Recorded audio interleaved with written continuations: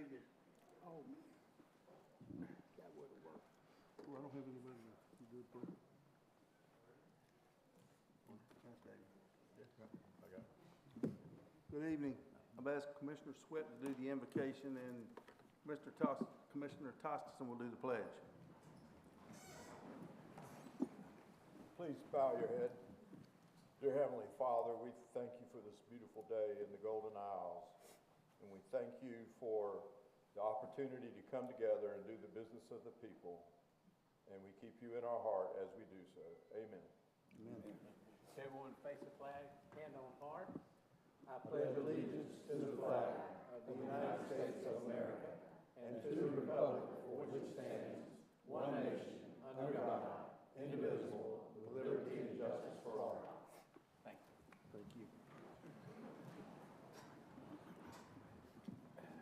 We don't have any presentations.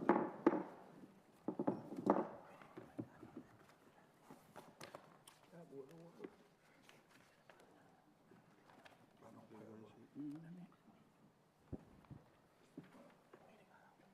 Mr. Chairman, I propose a motion to defer item number 2 on our agenda tonight.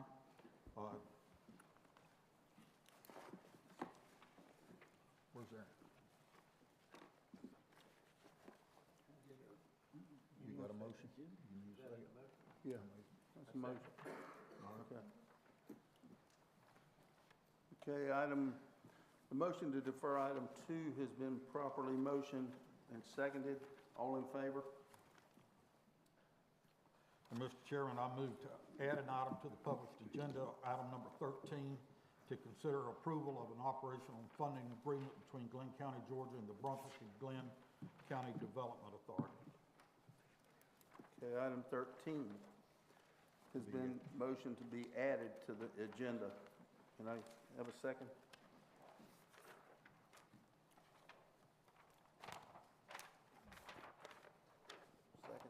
Second. All right, 13 is properly motioned and second. All in favor?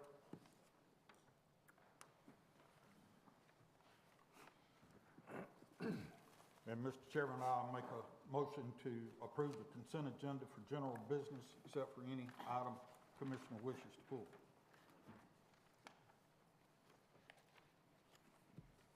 Second. Anybody want to pull anything? No? Okay, it's been properly motioned and second for consent agenda. All in favor?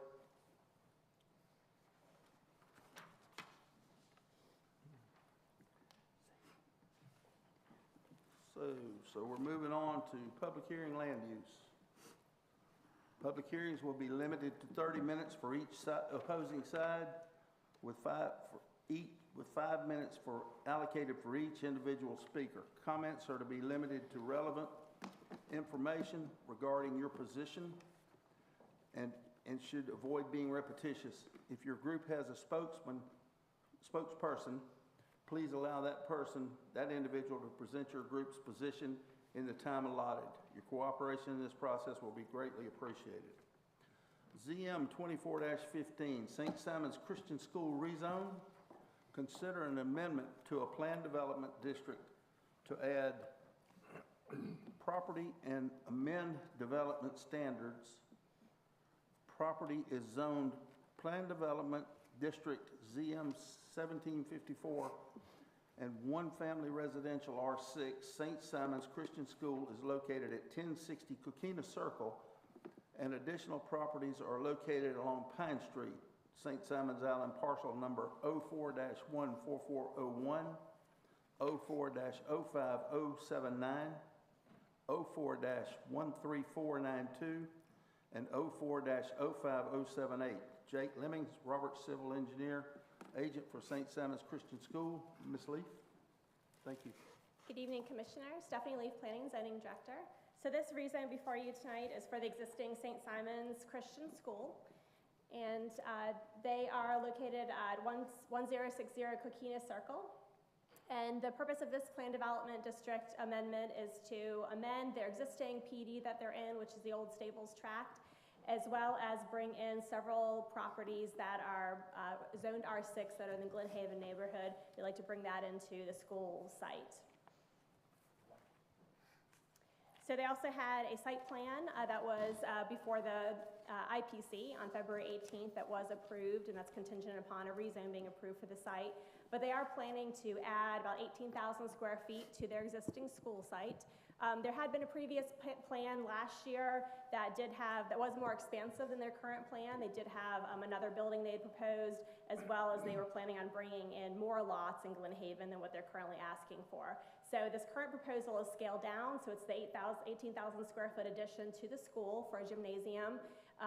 And they do plan to also basically move their existing playground, because that is the site where the gymnasium would go. They do plan to move the playground a little bit further back into the property that are Glen Haven lots that they do plan to bring into the PD. So there are no buildings that would be proposed for the R6 zoned Glen Haven lots. It would be the playground site only. St. Simon's Christian School does own additional lots in Glen Haven, but those are being left as R6. They are not planning to be rezoned at this time. So just here is the property. Just to orient you, this is Coquina Circle right here, an existing school site. Where the star is located is pretty much where their playground is now, and then these lots that are highlighted in yellow behind here are the Glen Haven lots that they're asking to bring into the PD. And then here's just an aerial of the site. And this does show the historic lots, because Glen Haven does have these existing historic lots that are about 30 feet wide, so they're small lots. But where the yellow is shown, this shows that there's about 7 lots that are in Glen Haven that are historic platted lots that we brought in. And so this is just their amendment language that they are proposing. And the full PD text is in your packet. So just to kind of show you a little bit more about what's happening on the site. So this is the old stables track that does go to Sea Island Road here. Track C, this old stables tract, is where the school is located. What you see that's shaded in green is what they would have as part of Track C if this was approved. So there's this very long piece here that's basically a drainage ditch, and then where this is shaded, these are the Glen Haven lots. This red area are the lots that are owned by the school, but they're staying R6. And they do show some buffers that will be part of this PD as well. So this green area right here, that's in the back of the property, that would be adjacent to Glen Haven lots that are not owned by the school. And that's a 20-foot buffer.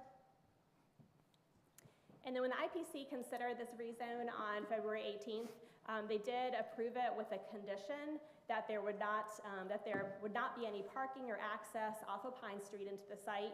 And then the other condition they made was to add an 8-foot tall fence adjacent to the residential. So this kind of brighter pink color that you can see here along this longer piece.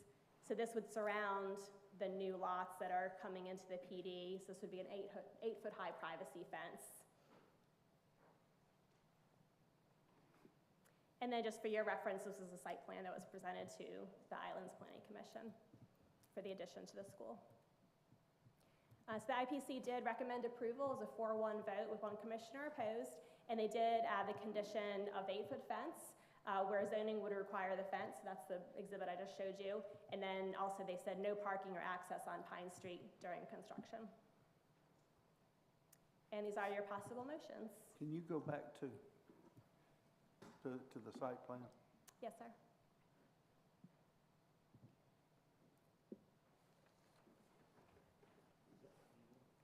Yeah, that's it.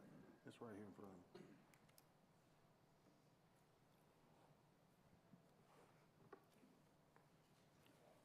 And Ms. Leaf, you said no access from Pine Street during construction.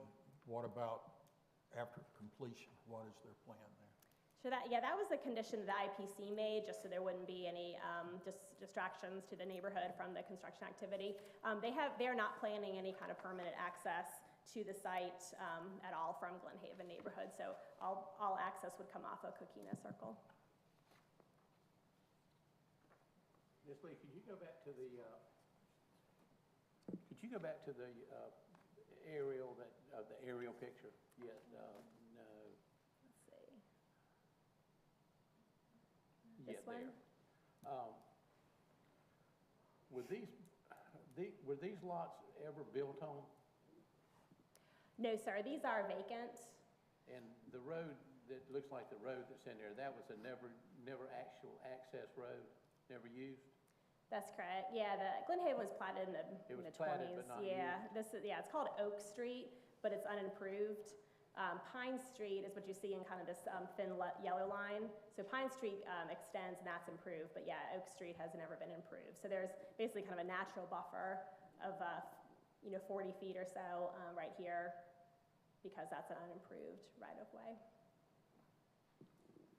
Are those substandard lots? Yes, sir, they are. So they could be built on, I mean, we do have some specific standards related to substandard lots in the zoning ordinance, but they are historically legally platted lots, so they could be built on. So where we are today, a person would have had to have bought 2 or 3 of those to build something on? Yes, since they're 30 feet wide, we do have some examples in Glen Haven where someone has built on the 30-foot wide lot. So if they can meet setbacks and meet the other requirements, then they could do that. In most cases, they're limited to like 1.5 stories and, limited on number of bedrooms. But they could potentially build on each one of these. So there's 7 here, so there could be 7 small houses, or people can combine them and build a little larger homes. Thank you. But they would have to improve the street to be able to do that, right? There's no paved area in front of those lots. That's correct, yeah, it is, it's not paved or gravelled, it's completely unopen.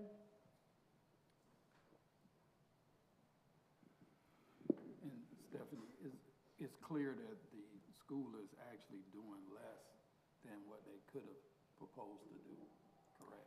That is, last year they had actually proposed a larger building kind of behind where the school is located, and then they have a number of lots here they were going to pull into the PD, so they own more property, they could do more, so this is much scaled down from what they originally had asked for. And actually, these lots, the substandard lots, is where the playground equipment will be going, correct? Yes, sir. Yeah, they are not proposing any school buildings back here. There would be, playground back here. Thank you. I got one more question, if you're through, Commissioner. Light intrusion, is there any light intrusion with this property that has been proposed? So I'd like to defer to the applicant on that. I haven't seen a lighting plan for the site, so I'll defer to them if they are planning any lights, either in the back or along that playground area. In this current zoning, no, or yes? They could do lighting. I'm not sure of their lighting plan offhand, so if I could defer to them if they have any plans for the lights. I guess where I'm going is this going to be a lighted playground or a non-lighted playground? Right. I know their plan is just for it to be, for school use during school operating hours, but I don't know for safety or security if they're planning any lights. So we do have a lighting ordinance, but I'm not sure offhand exactly what they're proposing for the site. Stephanie, currently at the top left, actually behind the building, is that line there. Is there a fence already there? There is a fence in that area. I know there's been some concerns from neighbors about whether there's going to be development on their property. So there are some areas where the fence comes into the school's property, but there is some fencing back there. Yes, sir. So there is fence there currently? There is, yes. And how tall is it, or do we know? I believe it's 6 feet. So it's only 6 right there up against those houses? Okay. All right. Thank you. So they're willing to replace that and make it 8 foot? Yes, yeah, let me pull that up. So the 8-foot fence is, yes, sir, yeah, so the fence will be, so this is property where this area is pointing that's not owned by the school, so the fence would be 8 foot along there, a new fence. Plus there's also a 20-foot landscape buffer along here as well. And then the 8 foot would also go along Oak Street as well as behind these lots here. So it would be a new 8 foot. Thank you. Any other questions for Ms. Lee? Yeah, I do have a question. In regards to the fence, what's the composition of the fence or the type of fencing? Is it a solid fence? Is it a chain link? Can So you it would need to expand? be a solid fence. I'm not sure offhand of the materials. I don't know if they've decided yet, but it would need to be a solid privacy fence, so solid wood or masonry or vinyl. Thank you. Anyone else? Thank you. Thank you. All right, we'll now open the public hearing. Is there anyone that is opposed to this rezone? You will step forward, state your name, please. You'll have 5 minutes.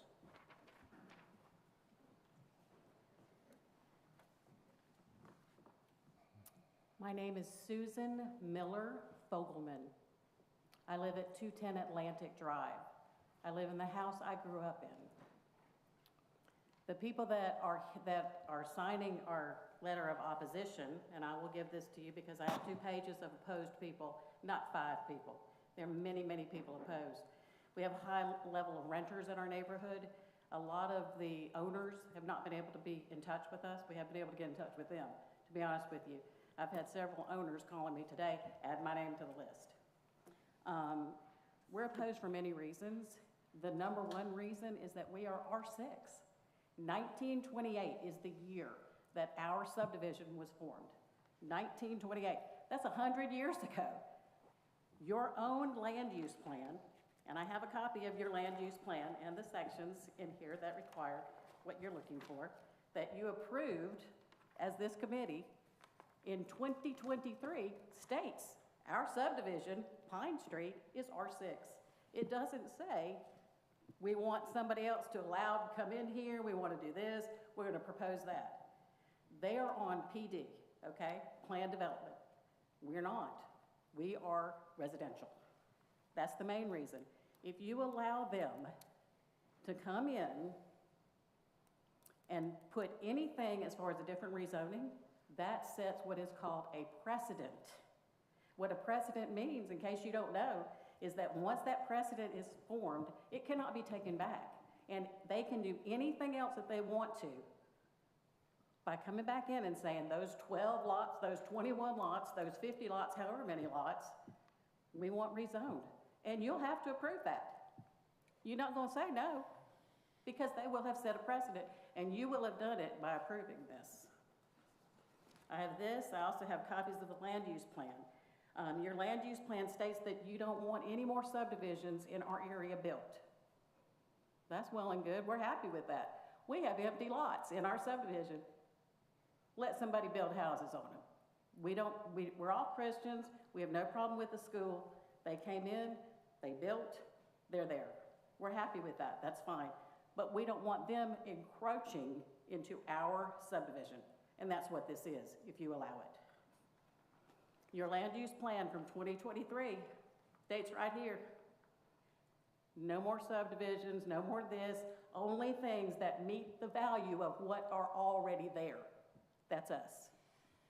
They're not residential, we are. This is your land use plan, 2023.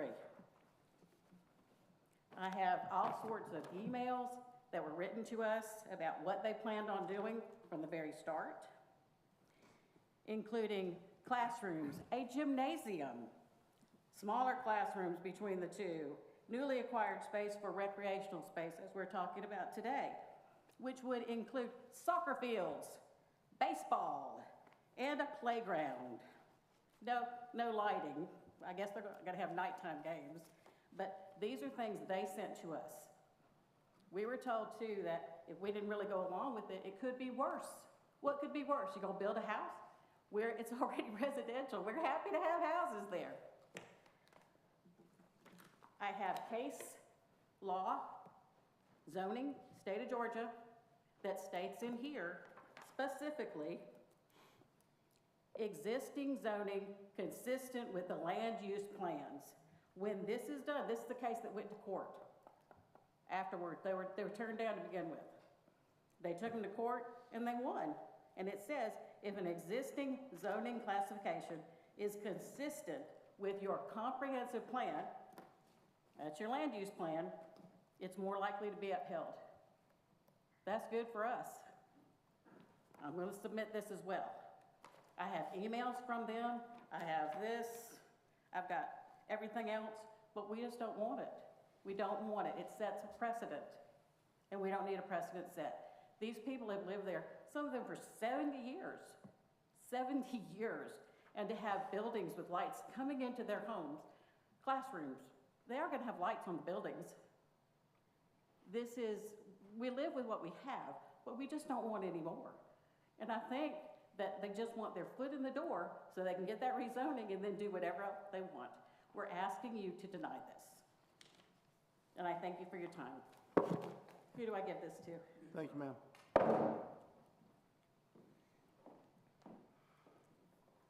Thank you. Okay, we'll continue. Anybody opposed?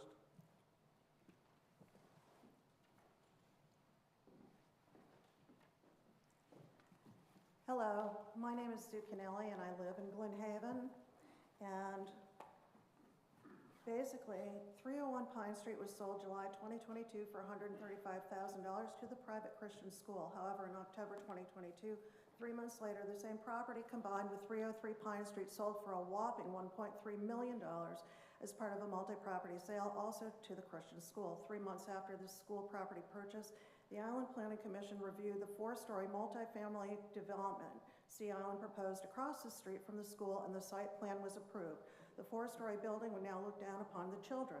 The Island Planning Commission said at the September 2023 public hearing, Glenn County ordinance only allows 3 stories to be used as living space. The commission made an exception that night, allowing people to live in all 4 stories, saying the property is zoned for multifamily housing and is not restricted to the Sea Island Company employees, despite the company saying its plans for use was workforce.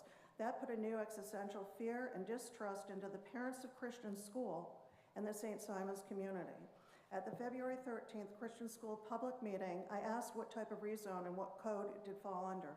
I was told planned development tax. Mark Koch, the Christian school's headmaster, explains after the past 7 years when the school was built, the class size had gone from under 100 students to almost 200, and more space is needed. Plans are an 18,000 square foot gym, everything that you've seen there. New restrooms, possible showers, lights, a soccer field, playground, an emergency-only driveway going out onto Pine Street with a lock gate and fencing. An 8-foot proposed wood fence is not a buffer. Again, creating fear and distrust into the Glen Haven community. My biggest argument against the Christian school rezoning is the type of rezoning being requested, a planned development tax. Definition, a development where the associated code restrictions can be modified and applied to the whole development instead of each individual lot. If 5 residential lots are bought, then rezoned for planned development, they are lumped together as one property instead of 5 separate lots. The Christian school sits on 2.84 planned development acres.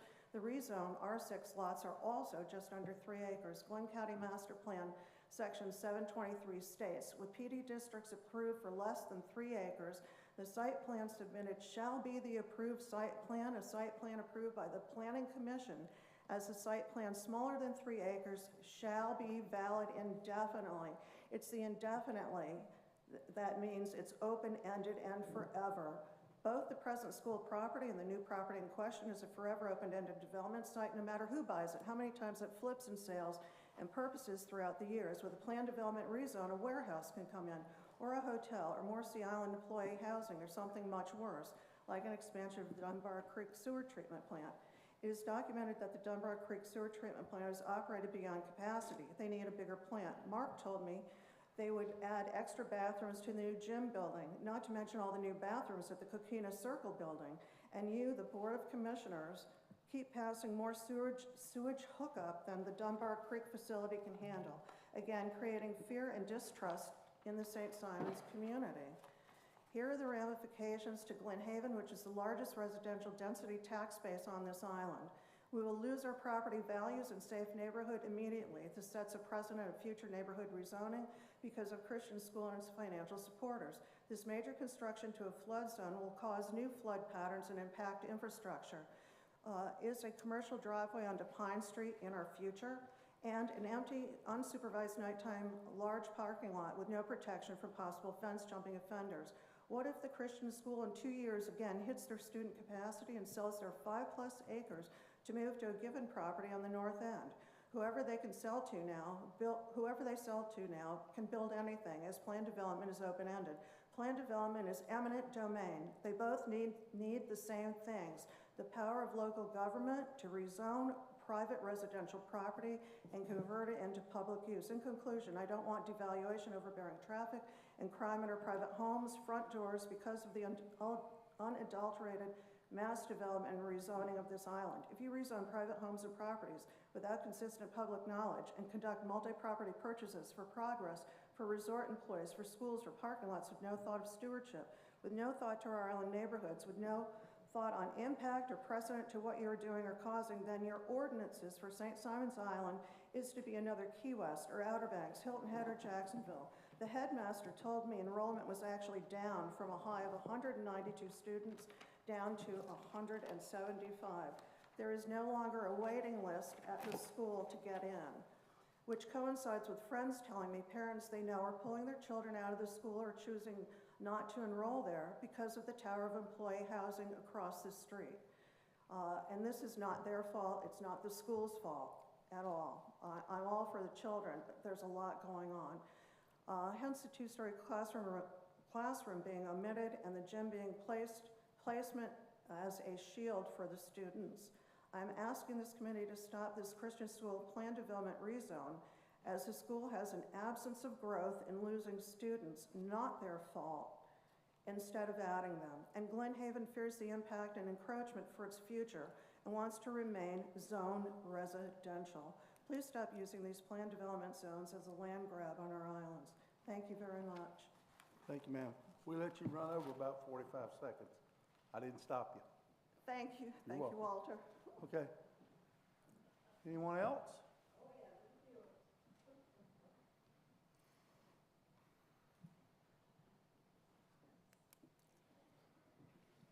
Hello, my name is Jean DeRosa, and I have a little bit different angle, I guess, that I'm coming to this. I live at 219 Pine Street, so I saw my house up there in the plans. I spoke against the rezoning at the IPC meeting, and I'm here again to urge you to reconsider the IPC's decision on this project. As one of the closest neighbors to the proposed rezoning area, I hope that you'll listen to my opinion on the project, as I also represent other neighbors who are not speaking here tonight publicly. My biggest concern is the removal of the 25-foot buffer that is required between the Old Stables PD and Glen Haven Estates subdivision, the rezoning of our neighborhood, and also the removal of the mature trees canopy. This project would bring additional parcels into the Old Stables PD and completely remove the buffer requirement. So not only are you allowing commercial uses to move into our subdivision and closer to my house and my neighbors' houses, but you also would completely ignore the buffer requirement. Let me explain how this affects me. On most days, I hear the yelling and screaming of instructors and students, whistles blowing from the playground. They start at about 10:30 a.m. and they go till about 6 p.m. The noise continues all summer as well. In the past year, I have also heard the constant noise and beeping from trucks and see the all-night construction lights from the Sea Island employee housing. This construction noise is sometimes 7 days a week, and it starts before 7 a.m. most days. These noises and lights will only multiply as this expansion is allowed. With all this noise, it's difficult to have any peace as a resident of Glen Haven, especially when I open my windows or choose to sit outside. I spoke at the IPC meeting about this, but the response from one of the members was that I could have worse things coming into my backyard. The only change they made was the fence is now to be 8 feet tall instead of 6 feet tall. The Christian school intends to put up a wooden fence with no buffer. A wooden fence will do nothing to control the noise. As you well know, wooden fences do not last long in our coastal environment. The current wooden fence at the school has been rotten for many years. In thinking about what I would say to you at this meeting, I found the county's noise ordinance. This is exactly what it says. The Board of Commissioners of Glen County has determined that noise is a major source of environmental pollution, which represents a threat to the serenity and quality of life in Glen County, and that noise exposure could be a cause of adverse physiological and psychological effects as well as economic loss.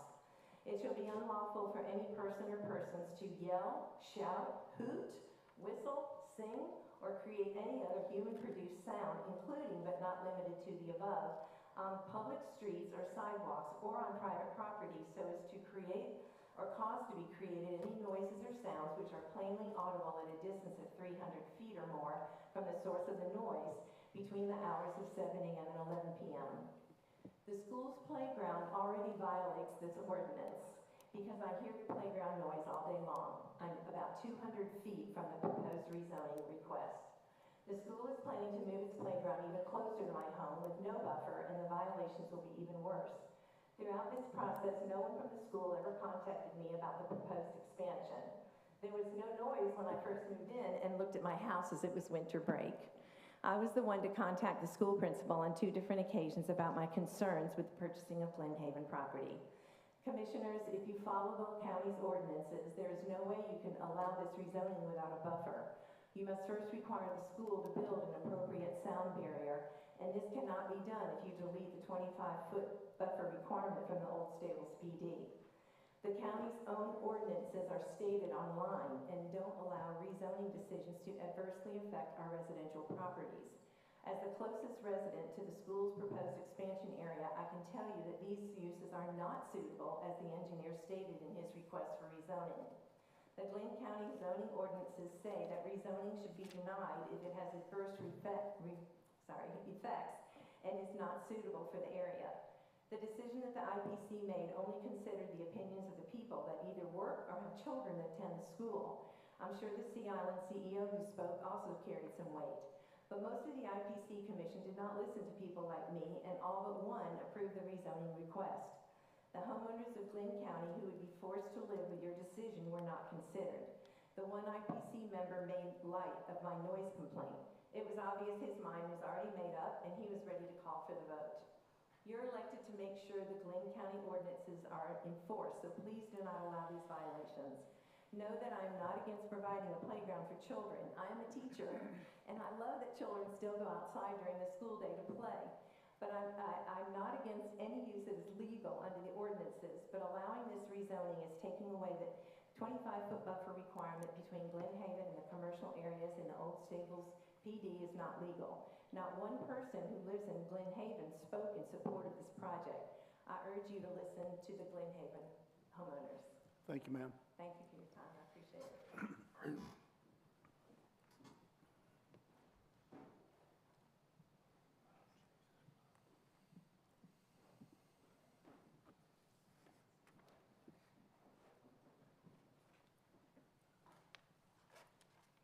My name is Jeff Kilgore. I have been here many, many times asking you to enforce your ordinances, and so far you and the IPC have managed to ignore it just about every time. I've told you before, your Robert's Rules of Order state that you cannot approve something that's illegal. You cannot approve something that violates your ordinance or Georgia state law. If you do it, it has no legal effect. But unfortunately, your system has allowed it to happen repeatedly. I have sent sections of the code to both the Brunswick News and the Islander. Unfortunately, we don't have competent media in this town, and they've not published anything that I've sent them. The previous person told you about the buffer. It's still in the PD text that the buffer is required at 25 feet. There were some amendments made, and so the PD text is now in conflict, and the residents are owed by you a fiduciary responsibility to enforce the PD text and your existing ordinance.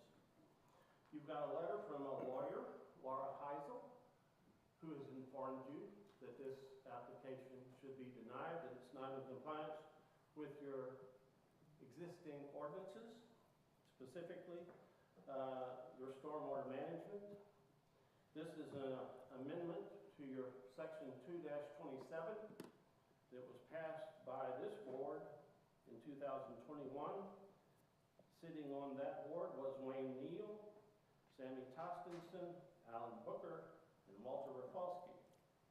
This amendment specifically states in section 2-27-8 The coastal stormwater supplement to the Georgia Stormwater Manual shall be included in your ordinance. The latest edition of all volumes of the coastal stormwater supplement, a technical design to the Georgia Stormwater Manual that was developed for coastal Georgia. Section 2-27-8, number 32, states the Georgia Stormwater Manual, the latest edition of the volumes of the manual, a technical guidance document governing stormwater management design, construction, and long-term maintenance activities in Georgia. This is your local design manual. It's part of your ordinance. The manual is intended as a reference document and should be used in conjunction with the Georgia Stormwater Manual as revised. In your local design manual, it discusses on page 6, stormwater drainage systems shall be designed in accordance with the Georgia Stormwater Management Manual. Detention or retention systems shall be designed to the 50-year, 24-hour storm event. It also specifies under section 2, page 8, this section shall detail the design of the stormwater conveyances and any stormwater management facilities proposed for the project. The report shall include the following information at a minimum: a map showing and labeling, blah, blah, blah. Number 8 on that says a summary comparison of the pre-development versus post-development flows at each point of discharge from the project. Preliminary. The Georgia Stormwater Manual has specific requirements with regard to site plan design and preparation and the stormwater management plan requirements. Under 1.4 in the Stormwater Manual, Chapter 3 says better site design. This chapter provides a detailed description of the better site planning and design principles. Chapter 4 is instituting a local stormwater management program. This chapter presents a set of recommended stormwater management standards for new development and redevelopment. Chapter 5, elements of stormwater management programs. This chapter covers many of the key aspects. Management program, including sections on site plan review. Now, your IPC knows this, and they ignored it. There is no site plan for this application that includes a stormwater management plan. It's not in compliance with your local ordinance. I don't know why your planning department and why your engineers allow this to continue to happen. The Georgia Stormwater Management Mr. Kilgore, Coastal Supplement. you're at 5 minutes and 30 seconds. I'm done. Thank you, sir. Thank you very much. You obviously cannot approve this because it does not comply with your own ordinances. Thank you. And thank you, Mr. Chairman. Yes, sir.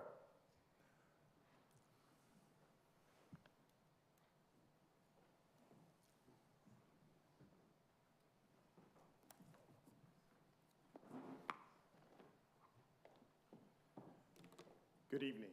On behalf of my clients, my name is Brian Derry, and I'm here to speak in opposition to the rezoning. I'm passing out a small PowerPoint that I'd like you guys to have in front of you when I speak, specifically the picture in the front. And I'm going to hit some key points that we believe are specific to the requirements for this rezoning and for the drainage in particular, as well as the ordinances as well. Figure 1, which is on the front, is a recreation of the drainage report from December of 2023 that was submitted and approved in advance of the IPC housing, the Sea Island housing project being put in place. The reason that is important is, as you can see, the large area in blue is the drainage that goes from the northern part of that through Coquina Circle and into Dunbar Creek. Prior to that development, all of that drainage went into a 2.84 acre area, which allowed for detention as well as absorption into the soil. So it gave the ability for the stormwater to hold and then absorb into the ground. Once the Sea Island housing was done, that changes that dramatically. So now all that can be done is there's two pipes, two 42-inch pipes, which in essence, we believe act as a partial kind of a bottleneck that's doing that entire drainage area. We also believe, based on readily available information, that that drainage area is in fact larger and that there are issues with the drainage calculations that were done, and we'd like to address that as well.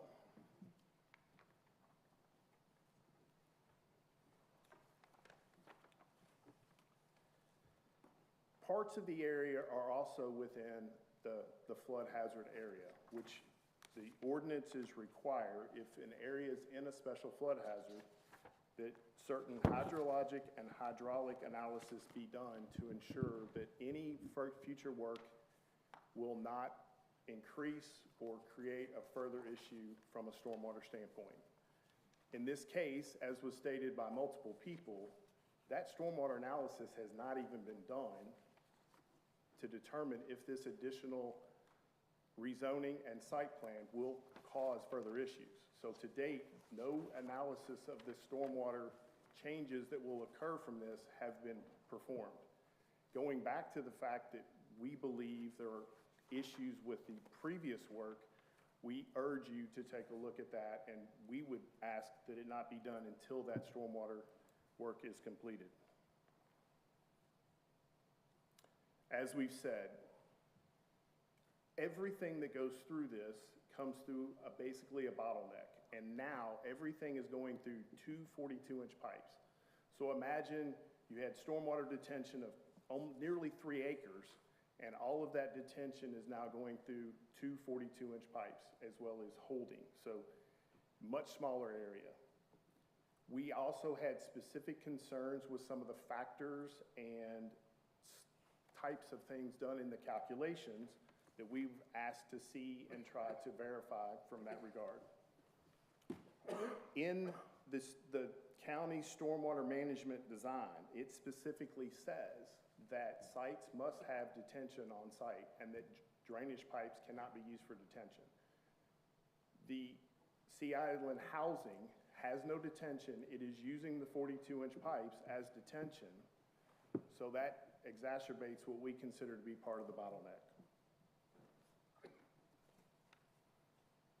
Section 1103 of the Glenn County zoning ordinance, specifically the ordinance that requires the reports be presented to you by the engineers, there's one particular item in that we think is critical, and that is number 2, which identifies their job is to present to you adverse impacts to adjacent property owners. And when you look at the report, I don't see a lot of information regarding any potential adverse impacts to the homeowners. There's potential noise pollution, as you've heard them talk about. There's potential light pollution. There's potential drainage issues. Any of this, and there could also be potential impacts to the property values. So from our perspective, based on these facts, we urge you to get more information, make sure that the drainage issues are properly calculated, and make those calculations be submitted before this is approved and allowed to go forward. Thank you, sir.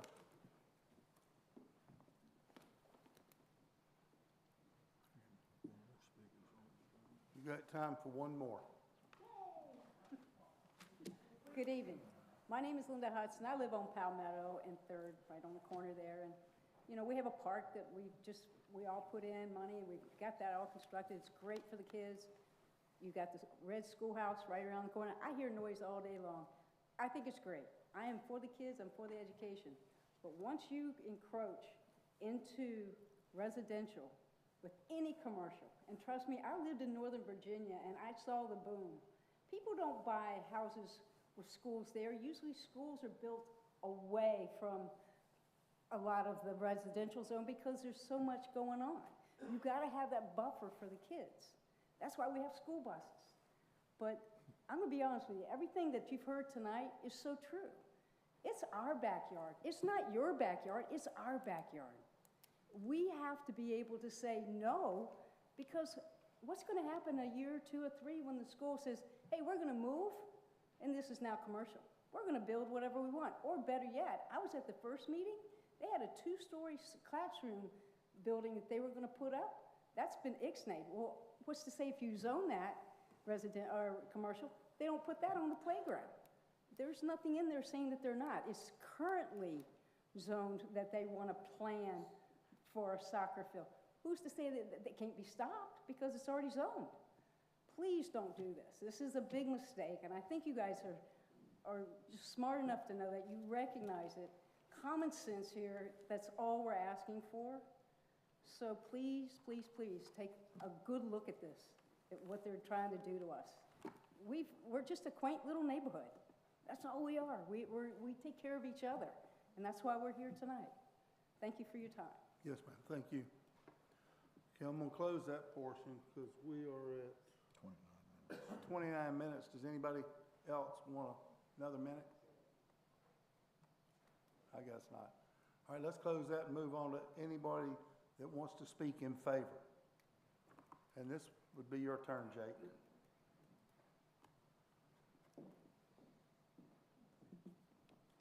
Hi, I'm Taylor Haley. I'm an attorney for the school. Jake Lemmings and I will be presenting on behalf of the applicant, St. Simon's Christian School. First of all, I just want to address a couple of the comments that were made.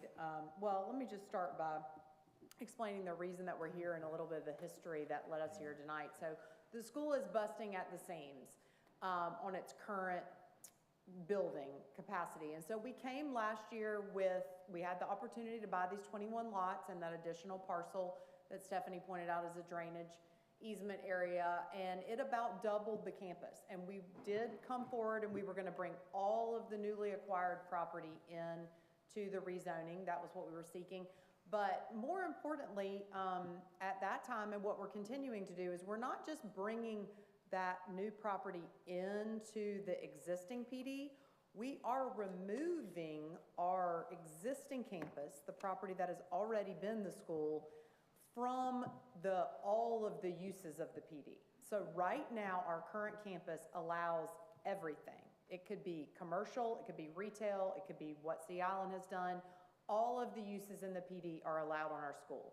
What we are seeking to do a year ago and still today, we are taking away uses that would be allowed on our existing campus. So that's one major point. We are voluntarily restricting ourselves to school use only. So back when we came a year ago, we were seeking to bring all of it in, and it's true. We were seeking to do an additional 2-story classroom building and the gym that we're currently doing. We heard the concerns of Glen Haven. The school went back through a lot of factors, what the Glen Haven residents were saying. We also got some construction numbers back. We did see the growth after COVID of the school was going skyrocketing. It kind of leveled off. It hasn't decreased like was insinuated, but it did kind of level off. And so we decided, what is the minimum that we can do that will accomplish the school's needs and will have the minimum impact on the Glen Haven neighborhood? And so that's the reason we sought to only bring in that 0.5 acres, which equates to about not quite 7 of the lots that she showed, and that drainage parcel, because it was just one parcel all itself. We took away the 2-story classroom building, so it's now just the gym. But the most important piece to remember is in doing this, we are creating a Track C. All that is allowed in Track C is our existing campus and the new half-acre. All that is allowed on that property are school uses. So we are taking away some of the ability that we currently have. And one of the things about the PD, it was mentioned that it's open-ended forever. Y'all know that that's not the case.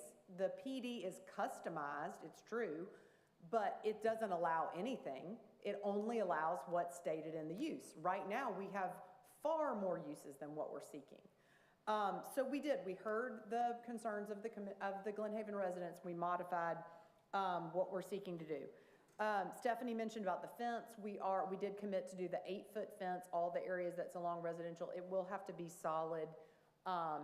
The text says that it will be masonry or a fence. I don't know that we're planning to do masonry at this point, but we do recognize it has to be a solid construction. The noise concern and the lighting concern. A couple of people brought that up. My reading of the noise ordinance is it's not restricted during the day, it's restricted during the night. We're a school, we're not open at night. And there is nothing in the PD that there is, no noise ordinance built into the PD that's unique that we're changing. So I don't think the noise ordinance is going to apply. We're not seeking to do night games. One of the concerns that was mentioned was that it would be soccer fields or baseball fields. This property is not large enough to do regulation fields of any type. It's not large enough to do a regulation soccer field. It's not large enough to do a regulation baseball field. We don't plan to be hosting games and events. It's not large enough. It's not set up to do that. It will be a playground. Our existing playground will be moved about 150 feet. As to the buffer situation, the current Glenn County rules require 20-foot buffers when adjacent to residential. That is what we are asking for. The current PD has 25-foot buffers, and we meet that. Our site plan meets the 25-foot buffer requirement that's in the old PD.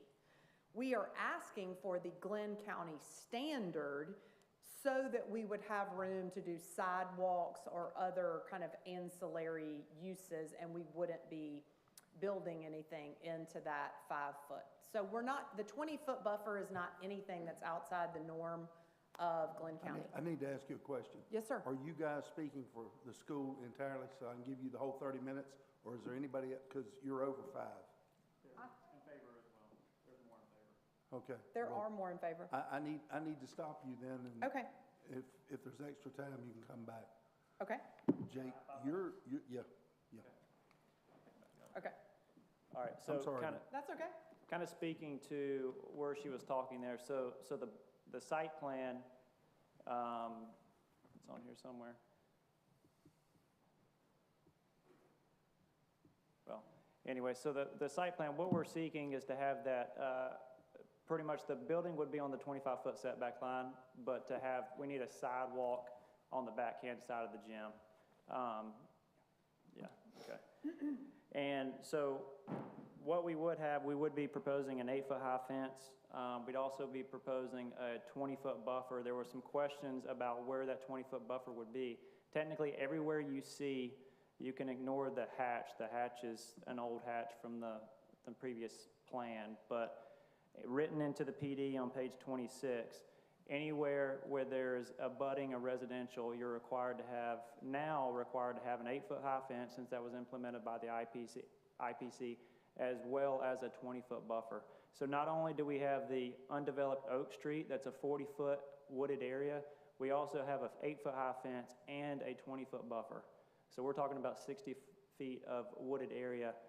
And then on the other side of Oak Street, the two lots closest to, the two lots closest to here are actually vacant. It's a triangular lot that I don't know is buildable, and there's a couple of homes here and here, which are across from the street from lots we wouldn't be brought in. So that kind of speaks to the buffer there. And as she said, so noise, the playground would be shifting, just to point it out, the existing school building's here, the playground's sitting right where the cursor is here, the playground would be shifting to here. So this is an area where there was an old home, so there are no trees in that area. We, per the PD, any live oaks greater than a certain size would have to be mitigated, but there's no live oaks out there. We have the survey, it was submitted with this package, there's no live oaks over that size requirement that would be coming down as part of this project at all. Speaking to the drainage, so with the Sea Island project that was done and the increase in pipe sizes that was done for that project, you have the drainage report there, it was analyzed for the upstream flow coming through, so those pipes were properly sized for that flow.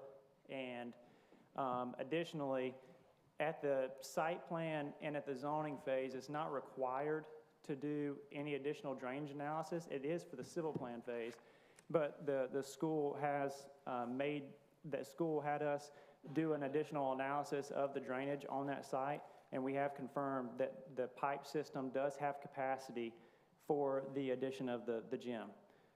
So water quality would be handled on site per Glenn County requirements. And I know Mr. Hartman is here, and he can speak to Glenn County requirements regarding when a drainage report is required to be submitted. But the civil plans and the drainage report would be submitted to Glenn County if this gets approved, for them to review, have any comments. We go through the comments with them. If they disagree on anything, then we address it and handle it at that time. But we have analyzed it early in the process, and it has been vetted to be able to handle the flow for the gym. Anything else? Lighting. So lighting, all parking is front facing. So we're utilizing the existing parking on the front, and as well as overflow parking in a area over to the right of the gym. But all parking is on the front, so the access to the gym is on the front of the building. So there would be no high lighting needed on the back of the building. There would likely be a couple of exterior doors for low lighting, but with an 8-foot high fence, there's no plan to, and Mark will come up and speak more to this, but there's no plan to my knowledge of lighting this area. We may do sort of low to the ground lighting that might be motion detected, just so no one's stumbling out there in the dark, but it wouldn't be high level pole lighting. That's all I have. Okay, thank you. Okay, anyone else want to come up and speak in favor?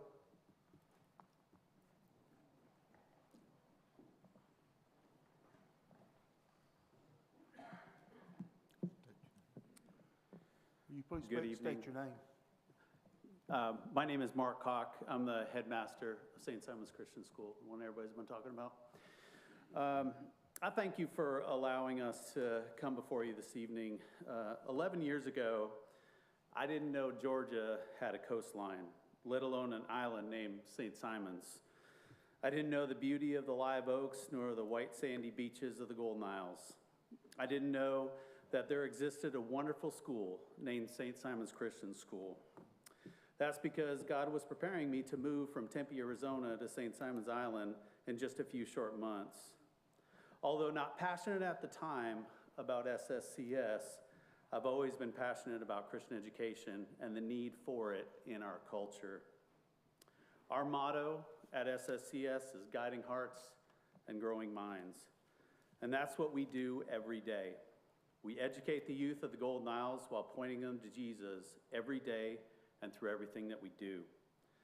When I moved to St. Simon's in the summer of 2014, I found a school that was an intimate family of teachers and just a mere 92 students.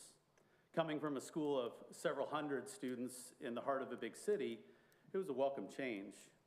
We collectively cheered as we achieved the milestone of 100 students enrolled, and we cheered again when God saw fit to allow us to get rid of the 2 trailers that the middle school was in and build a proper building for them to enjoy a nice big multi-purpose space to hold chapel and to eat lunch.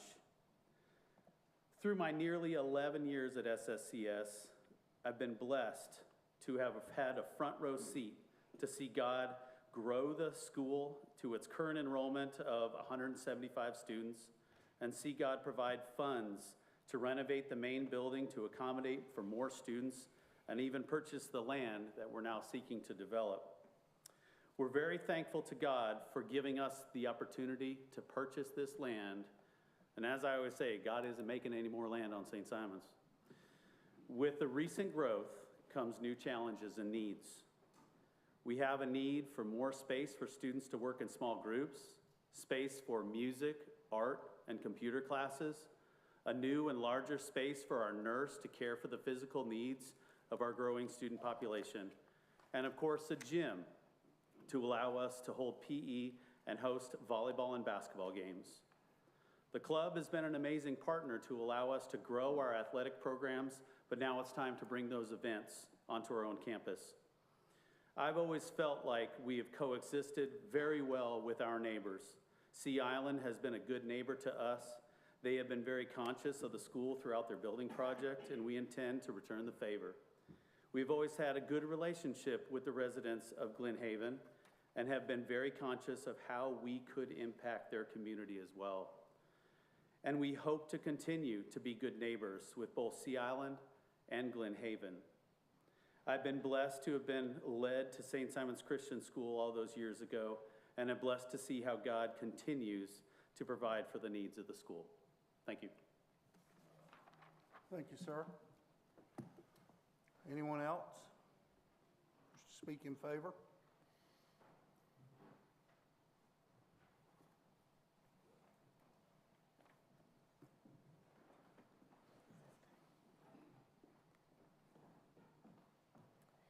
Good evening, Commissioners. My name is Stephanie Ramage, and I have taught for 10 years at St. Simon's Christian School. These are 2 of our 3 children that go to St. Simon's Christian School, and our 11-year-old has been from pre-K until 6th grade. I just wanted to come up and address that, as Mr. Kay said, our school, our mission is guiding hearts and growing minds. And that's exactly what we do every single day.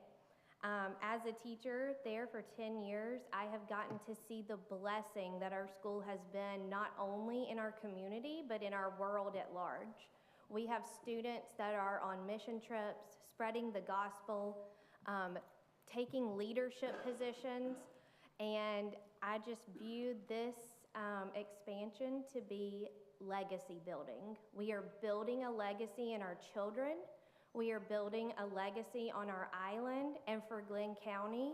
We are pouring into the children that will sit in your seats in the future, into the children that may even live in Glen Haven and live on our island and in Glenn County. And I just pray that just the children that we have already seen through our school, we need the space, and I just wanted to come up and say that as well. We continue to choose St. Simon's Christian School because it is not just an academic education, but it is an investment into our future. An expanded campus would help be able to expand the hearts and minds of our children. And I thank you just so much for the opportunity and consideration.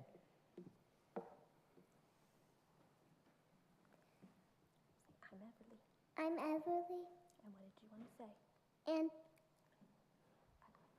I love my school and love my teachers and I love my principal.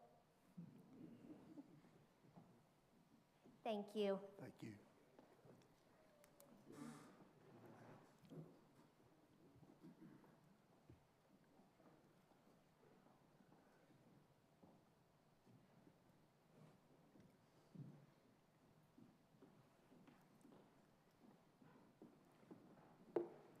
Mr. Moderator, members of the commission, it's my pleasure to address you today.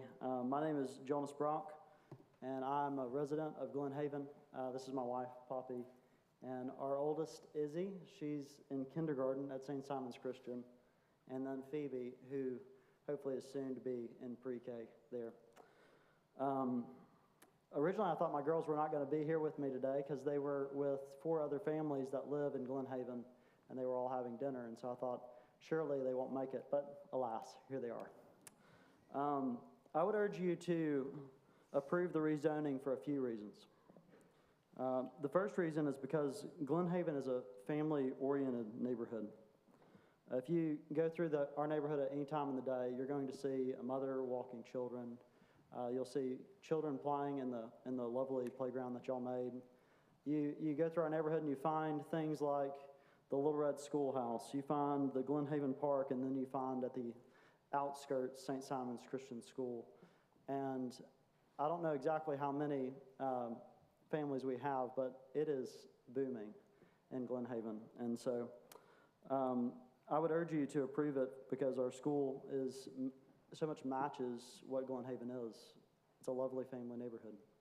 The second reason I would say is that the safety of students. I think one thing that we haven't really considered tonight for the commission is that the current status of where the children are playing is visible from the new Sea Island construction.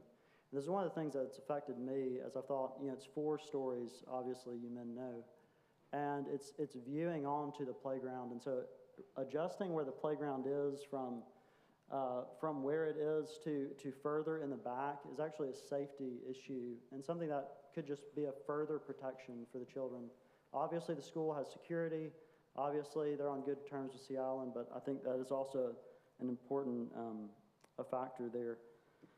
And then the last thing I would say is that as a homeowner in Glen Haven, as are my friends on the other side of the aisle, I think many would disagree with the idea that the noise of children is somehow a problem in our neighborhood. I'm certain it'd be very unpopular if you were to poll our actual neighborhood. Our neighborhood loves children, and I know that this will be a welcome thing for our neighborhood. So, thank you, brothers, and thank you to the commission for hearing us. Thank you, sir. I'm Poppy, and I just want to say one thing. I'm a tax accountant. I think numbers. So, like, you think about if the St. Simon Christian School, they can literally sell the 5 acres to Sea Island or whoever, like for millions of dollars and move to anywhere else they want. So whoever buys the property, they can build a 5-story or 4-story, or at least 1-story apartment. They can, at least fit 300 more residents over there. As a resident of Glen Haven, would you like empty spot right there, or would you like to have potential 300 more residents, add traffic and add everything? Would you like that, or just empty space with the school? I would like that. I would like the school to be our neighbor. I just want to say that. Thank you, ma'am. Anyone else to speak in favor?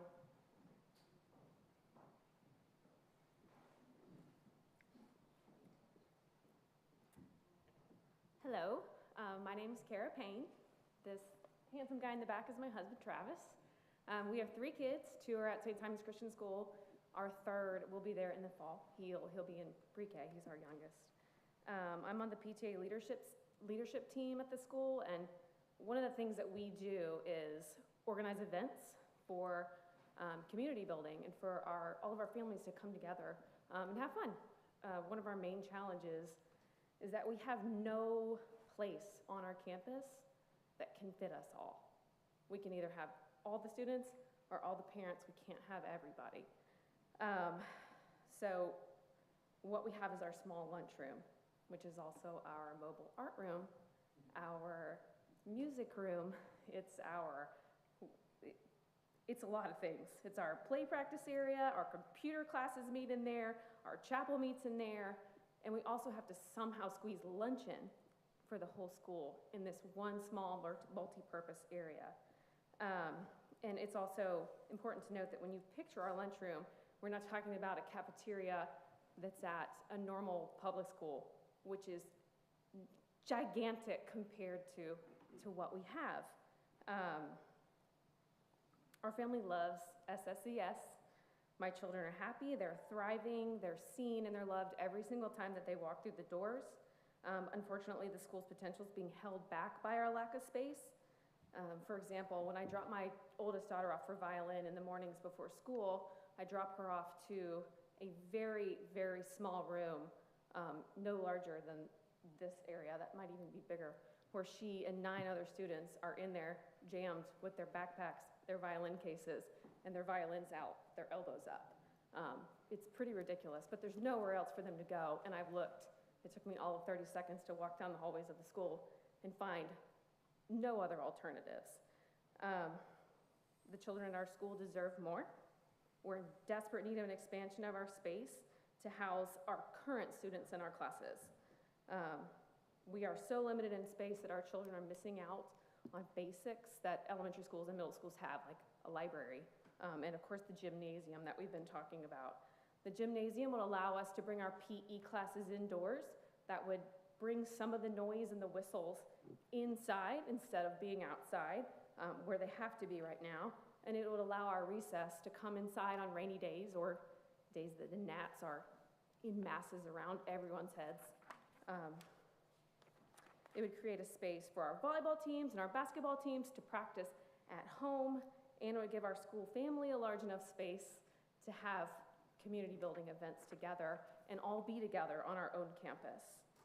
We don't want our school to turn into some sort of jumbo exclusive private school. That's not who we are. We love our modest small school. We'd like to keep it that way. We just want to expand it enough so that our children have access to some missing elementary and middle school basics. When I look towards the future, I see my 3 children growing in mind, body, and spirit at our school, but without the basic additions that we need. Our family and many other families might be forced to look elsewhere so that our kids can have those opportunities, and that's not what we want to do. We love where we are. The school is beautiful, has such a beautiful heart, and I'm so impressed with what my children learn and what they come home with, not just academically, but with the character building that they're learning at school. So I beg you guys please don't let that happen. Please don't make us look elsewhere. Let us stay where we are. We just ask that you'll consider rezoning our property so that St. Simon's Christian School can continue to thrive. Thank you, ma'am. Anyone else?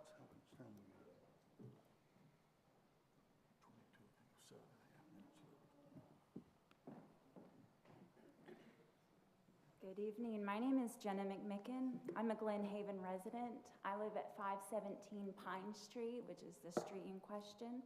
I'm also the mom of 2 children who attend St. Simon's Christian, and they've been happily there. We love it. I'm here in support of the rezoning motion. As change can be scary for everyone involved, certainly, we like things the way they are, but I really feel that fear should not be the only deterrent to change. There will always be pros and cons for any decision made. In regards to the precedence issue that I've heard, the people of Glen Haven have put a park in the center of the neighborhood. And while we love that park, it also came with some cons. We get all manner of people into that park, and it's just something that we had to live with because we figured the pros definitely outweigh the cons. My children love going to that park. It gives a welcome opportunity to engage with people around it.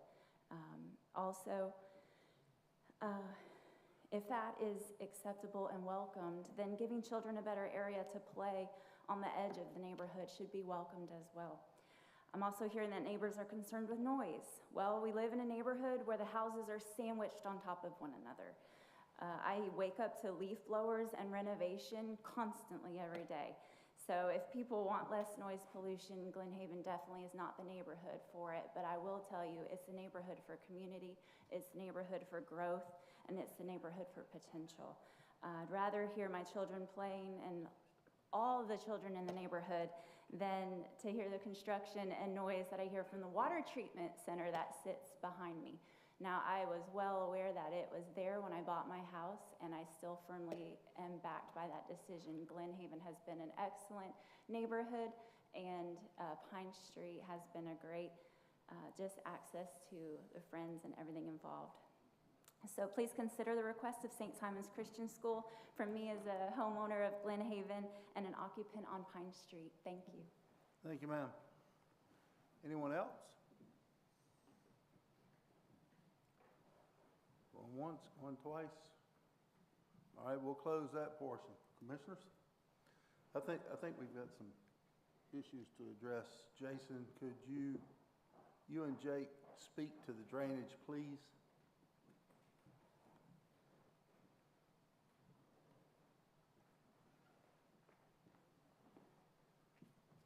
Good evening, Commissioners. Jason Hartman, Engineering Director and County Engineer.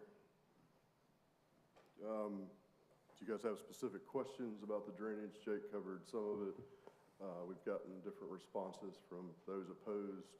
Do you guys have specific questions, or do you want me to go over my standpoint from what we did from the previous review of the Coquina project?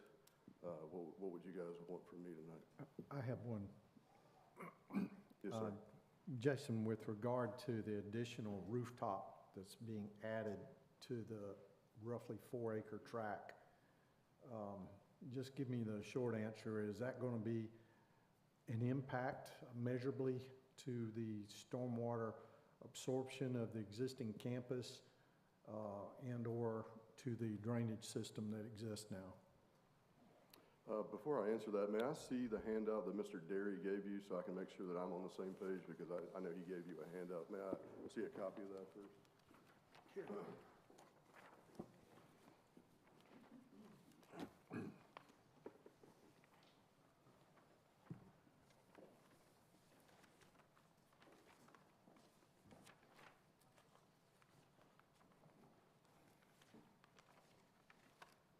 Okay.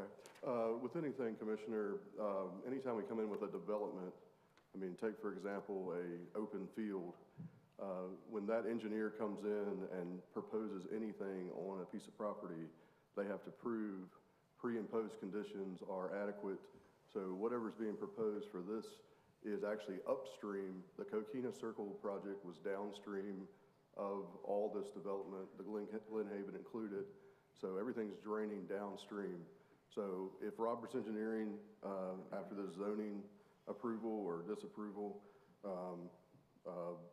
they will be tasked to look at the drainage and determine that the pre and post condition is adequate for whatever's being proposed, and they have to prove that with some type of stormwater addressing that on the site. So every site, that happens with every site in development. That's a common occurrence. So that would be my response to your question, is whatever it takes for any additional impervious area, they would be tasked to show that that was adequate for their design, and whatever leaves their site, these are all separate sites, is supposed to be matching the precondition when it's all said and done. So that's the goal of engineering and stormwater. Did that answer your question? Thank you. Yes, sir. Any other questions for me? Anyone else? I have a question for Jake. Okay. Thank you, Jason. Yes, sir. Jake, if you would, I'll shape my question for you to respond to. I heard your testimony earlier and made comments regarding the drainage. You've done presumably some sort of modeling to make your statement that it's adequate of the existing pipes that drain that area, including the campus. So in your view, if I understood the application correctly, the gymnasium is going to cover some 20,000 square feet, and that's 20,000 square feet of roof again. It's going to shed water. So give us an overview of how that would be measurably impactful to the existing draining system. Right. So one thing that was done during the Sea Island project, there was coordination between Sea Island and St. Simon's Christian School. At the time, they knew there was future growth coming to St. Simon's Christian. So an increase in flow was already designed whenever those pipes were being designed by Sea Island, because there was coordination between the two parties. So the pipes were adequately sized at that point for this increase that you're seeing here today. So there will be obviously a flow increase with an 18,000 square foot building. So that'll be routed to the existing, for what we'd be proposing is to be routing it to the existing pipes located in here that then outfall over toward Dunbar Creek. This is as Jason said, any development, we analyze the pre versus post. So this was already analyzed during the Sea Island project. Since then, we've done an additional analysis just with our updated plan, confirmed early on that the pipes indeed, as previously sized, can handle the increase in flow from this building. So that will be submitted with a drainage report to the county engineer for their review with the civil plans for them to review, vet, approve before they allow this development. Thank you. Yes, sir. Any other questions? Everybody good? Oh, sorry. Go ahead. Mr. Chairman, I do have one. Jake, this is for you. Okay. With regard to connection or additional input into the sewer system, presumably you've had some discussion with the local utility, JWSC. Did they offer any concerns about capacity No, so as a part of the site plan process, not for the zoning, but the site plan, we submitted a site plan. Joint Water and Sewer has reviewed the plan and approved the plan as presented. Okay, and they didn't hint that they would have to change any capacity of their existing plant? No. I mean, we're just adding restrooms in the gym, gravity feed to the existing gravity on Coquina, so. Thank you. Yes, sir. And Ms. Haley, this might be for you. In looking at this, and one of the concerns that we heard tonight was when we change this to PD, what would preclude the schools from coming back a year from now, 2 years from now, and proposing a building on that site? What assurances and what are you making on behalf of the school that would not be a possibility? I can't make any assurances that it's not a possibility, because any time that, I mean, there's a process that the school or any other owner would have to come back through. Even if the zoning didn't change, any additional site plan building has to come back before the Island Planning Commissioner. It has to meet all of the staff requirements. So the process would be vetted at any stage. So I can't guarantee what the future would hold, but the reason that we, delayed our coming before you tonight, over 6 months, I guess it was about 8 months, is because we decided to scale back on the plans that we were doing. So we were going forward with something else. We decided that we're, going to forego doing those at this time. I would not advise my client to commit to never doing something again in the future, but they're really there's site coverage requirements in there. We're on that whole PD, and there's not a lot of, there are restrictions in place by the overall development of that area that they can't just continue. I don't know how to answer your question other than that. Like, they have to follow the process and they have to stay within the bounds of the PD text. Can I add one thing? Yeah. To add one thing, I think that putting a building there, really it would put us back in the same situation. The reason that we're asking for this is the playground, they need a place for the playground. So if we end up moving the playground there, and then come back and say we're gonna build a building down the road, they would have no place for a playground at that point. And also with the buffers in place, parking requirements, everything else, I think it would make it really difficult. So I just wanted to add that.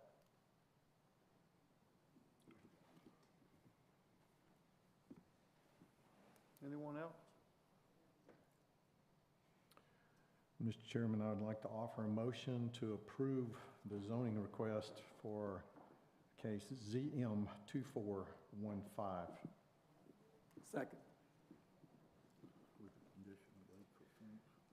Thank you, Commissioner. And that is for the conditions that was placed by the Island Planning Commission. That would include the 8-foot fence and the buffer as outlined earlier. All right, properly motioned and seconded. All in favor, show your right hand. Well, Commissioners, let's make sure we got that condition on there, so. Would you like me to restate it? I think we need to withdraw that motion entirely and then remake it, so it's clear that the. I withdraw the motion, and Mr. Chairman, if I may. Mr. Chairman, I'd like so just let's make sure that there's no objection with withdrawing that motion. And if there is no objection, then the motion's withdrawn, and then we can restate it. Everybody good? Do I need to withdraw my second? No, sir, we just want to make sure that there's no opposition to withdrawing that from the board. Do we need to vote on? To withdraw? You can do that. You can do that as a formal action. So there's a motion to withdraw. You need to make that motion. Somebody needs. I just made the motion on my motion to withdraw. Withdraw. Second. Okay. Motion is withdrawn and properly second. All in favor? Mr. Chair, I'd like to state a motion better. I move to approve ZM 2415 with the condition that an 8-foot fence is required where zoning requires a fence and no parking or access on Pine Street during construction. Second. Okay. ZM 24-15 has been properly motioned and seconded. Any discussion? All in favor? Right hand. Thank you. Number 8, ZM 25-2.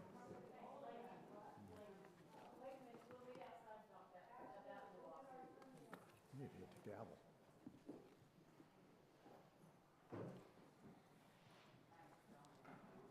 Thank you. Can someone shut that door for me, please?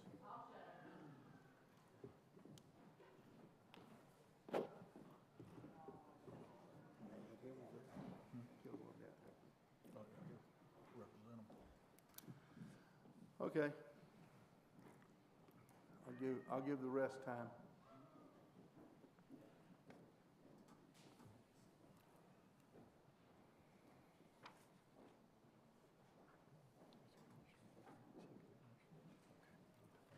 Okay. ZM 25-2, 4424 Highway 17 North, rezone, consideration of a change of zoning request from highway commercial to planned development to allow for a warehouse on a 4.6 acre property located at 4424 Highway 17 North, parcel 03-00446. This is a county-initiated application. Blake Commercial Renters LLC. There's a clerk's note supporting documentation. Go ahead, Ms. Lee. Thank you. So this is a county-initiated rezone of this property. This property is located on the north end of Highway 17, and it's currently zoned highway commercial. The owner is interested in having more flexibility in the property and potentially having a standalone warehouse on the site.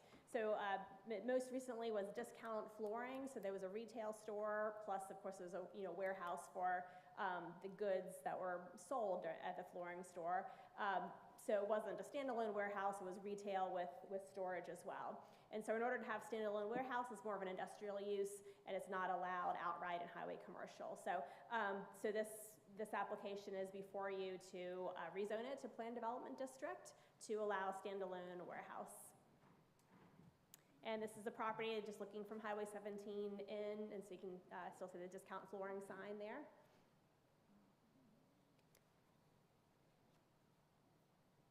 And this is the Planned Development District text that's in your packet. And I will note that what they are planning to retain is all of the highway commercial uses that are currently in the zoning code of highway commercial, and then adding warehouses such as those permitted in the general industrial district in the zoning ordinance. And then here's the Planned Development text in your packet. And here's a survey of the property. Thank you, ma'am. And the Mainland Planning Commission did hold a public hearing on March 4th, and so the packet online has been updated with their action, and it was a 6-0 vote, so with one commissioner absent that night, to recommend approval to you. And here are possible motions. Okay, thank you, ma'am. Any questions for Ms. Lee? Nope. All right. We'll now open a public hearing. Is there anyone opposed to this application? Would you please step forward, state your name?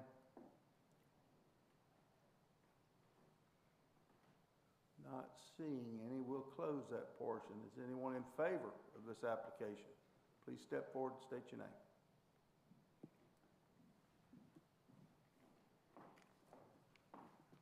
Hey, good afternoon. My name is Frederick Stroud. I'm with Hunter McLean. I'm here on behalf of the owner of the property.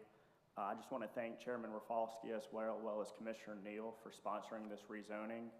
I think Stephanie did a great job kind of describing what we're trying to do here. I would just like to thank you for your time, and if you have any questions for me specifically about the property, I'm happy to try answering anything you have. Thank you. Anybody have any questions?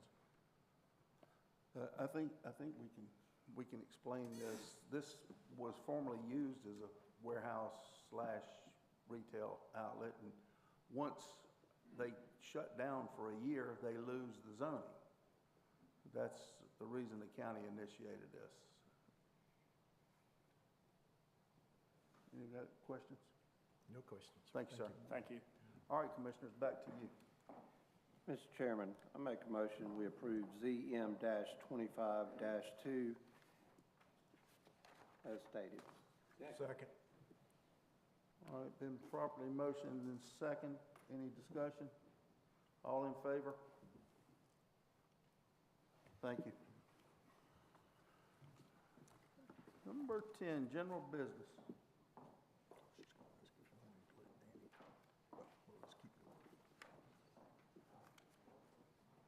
General business, adopting a resolution to name the terminal building at the Brunswick Golden Isles Airport. Sir? Did I miss 9? For receipt comments, public hearing comments. Oh, okay, I'm sorry. Excuse me, I'm new at this. Receive public hearing of a county facility, naming a county facility. Receive public comments regarding Glenn County Board of Commissioners' consideration to name the terminal building at the Golden Isles Airport as the MH Woody Woodside Terminal. We'll now open the public hearing. Comments will be limited to 5 minutes.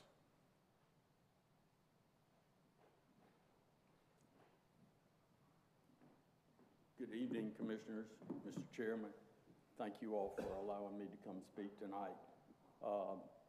Last year, we lost a community leader that gave a lot to this community. Quite frankly, I can't think of anybody that's given more other than the Jones family.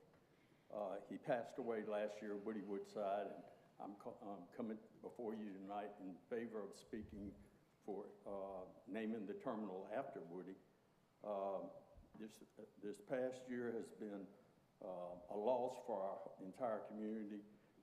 He's given so much, and I ask that y'all consider naming that after him. I'd like to especially thank Commissioner Neal and Commissioner Walter Rafalski for your support in making all this happen. If you have any questions in regards to what our plans are, if y'all approve this tonight, I'll be glad to answer them. You might want to share a little bit of the plans. Okay, so what our plans are is to do a bronze bust of Woody. It'll take about a year, after which we plan on meeting with the chamber sometime this week and next week to talk about what that program would look like. Again, it's going to take a year, so we've got plenty of time to plan for that. So that's what our intentions are. And Mr. Malloy, I don't know, I may have just blanked out, but did you state your name when? I'm sorry, Mike Malloy. All right, thank you, sir. Sorry, I thought you did. I thought I did too. I guess because we know you, maybe we assumed you did, so. Forgive me. Just for the record, please, sir. Does anybody have any questions? No? Okay, thank you. Thank y'all for your consideration. I guess we have another in favor.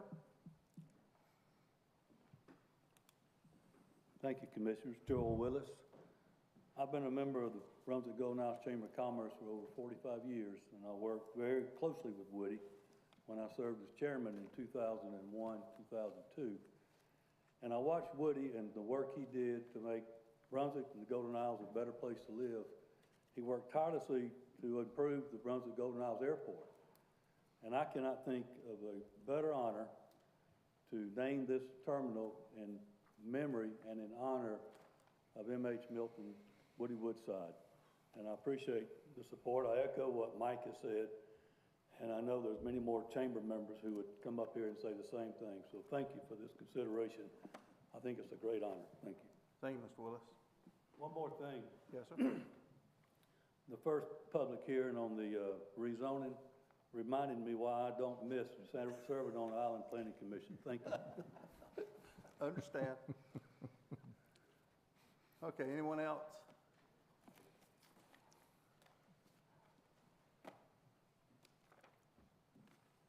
Good evening, County Commissioners. My name is Robert Burr. I'm the Executive Director of the Glenn County Airport Commission. I represent the Airport Commission. This item was brought in front of them, and they unanimously recommended the naming of the terminal after Woody, and very appropriate. I'm very happy to be a part of this process. Thank you. Thank you, sir. All right, anybody else? Mr. Chairman, if I could take privilege, I'd like to echo what has been said, and I know we all echo this. But when you think about Woody Woodside, you don't think about his impact in Glenn County. You think about his impact around the state of Georgia and around the nation. People in Washington knew Woody, knew him well. People at the state capitol knew Woody and knew him well. He was a great influence, a great attribute to our community, and it's an honor for us to be able to bring this forward. So I just wanted to state that as well. I second that. Yeah, Mr. Chairman, I'd like to second what Commissioner Neal said. My first encounter with Mr. Woodside was some 38 years ago. He was at the time he was a Democrat, and he helped us with a family issue, and I'll forever be grateful for that. But, you know, I was sitting here and I just told Commissioner Booker, you know, Woody was bigger than life. What he's done in this community, we look at that bridge up there, we look at anything from one line, county line to the next. And, you know, naming the terminal is a great honor. I'd like to see the airport. I'd like to see a whole lot of Woody Woodside because I see him everywhere in our county. And I know we're talking about this tonight, but I just want to mention that we may want to consider and think about renaming that stretch of highway along there in his memory. Woody Woodside Road, Airport Road, whatever. He did so much for each of us, and I believe each of us probably have their own Woody Woodside story, but, you know, the terminal is a big honor. Woody would be proud of that. He would be, of course, you know, no, guys, that's not what it's all about, but, you know, he meant a lot to this community. He, as Commissioner Neal, Atlanta, Georgia, Washington, D.C., world leaders during the G8 and others. He had a remarkable impact on this community, but I hope our commission at a later date, we think about that possible naming of that roadway. I think it would be an addition to the honor that we're bestowing upon him tonight. Thank you. Thank you, Commissioner Clark. And, Commissioner Booker? Mr. Chairman, I would echo what has been said. We all have our Woody stories, and I met Woody about 40 years ago when I first came back home from college, and he gave me and my cousin some very sound advice. We didn't know what party he was in, and never really did, because if it was a good idea or he thought it was something he could support, he would. And the last thing he was involved in that I was involved in was Rise Risley. And he didn't just give it lip service. He attended the meetings and really encouraged us to move it forward. But he was always the same, no matter what it was. And that's what I liked about him. Thank you, Mr. Booker. Anybody else? I know when we went to Atlanta this last time, every time Woody would go to Atlanta, there was a cobbler somewhere north of Atlanta that he would go get his shoes fixed. Mike can attest to that. And his other stop was the Varsity. Okay, well, let's move on. Consider adopting a resolution to name the terminal building at the Brunswick Golden Isles Airport as the MH Woody Woodside Terminal. Mr. Chairman, I'd like to have the privilege of making the motion to name the terminal at the Brunswick Golden Isles Airport the MH Woody Woodside Terminal. Second.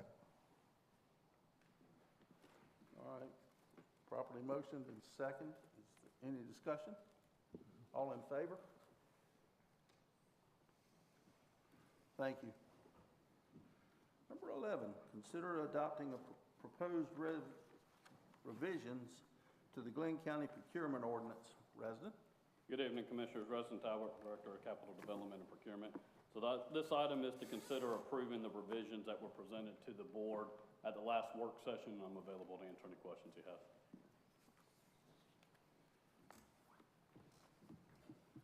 questions, gentlemen? Resident? We're all good? Thank you, Resident. Aaron, I think we need a motion for this. Yes, sir.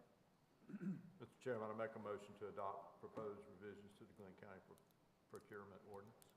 Second. All right, properly motioned and second. All in favor? Thank you. Number 12, consider adopting a resolution requesting that the Glenn County Local Legislative Delegation sponsor and introduce local legislation during the 2025 regular session of the General Assembly to amend the composition of the Brunswick and Glenn County Development Authority Board of Governors to permit and provide one member to be a sitting county commissioner appointed by the Board of Commissioners as outlined in the proposed resolution. I think it's Mr. Mumford. Certainly, Commissioners, I'll take this one up. So at your meeting 2 weeks ago, this was on your agenda, but y'all deferred it in order to give staff and commissioners time to work with EDA to come up with I think a solution that would serve and complement both parties, and we've done that. So what you have before you this evening in your backup materials is a proposed resolution that we have worked with as far as the legislation is concerned with EDA to come up with something that provides for a board's position that would either be the vice chair or chair of the county commission. It also, what we worked with EDA on was to, for the other seats, the process will stay the same as it is now, where they provide one name to the county and the city for a joint appointment. That doesn't change for those other 4 seats. What does change on those 4 seats is that it would go from 3-year terms to 4-year terms, and those terms would be staggered better than they are now, so that you have essentially one rolling off every year. That's also in the legislation. So that addresses those potential or concerns that we had discussed with them. The term of the county commission would be a 1-year term with 4 max term succession. And then the terms for the other 4 seats would be 2 4-year terms with 2 4-year terms max. Those are the high points, although I do want to point out as well, there's a due process provision in the proposed legislation that's attached to the resolution that provides due process for a hearing and notice if there were ever any compliance issues amongst any of the board members. So that's also set out in the draft legislation. If there's any questions to that, and this is also a companion item to item number 13 as far as the funding agreement that comes along with this. If there's any questions about the specifics of that, I'm happy to answer them.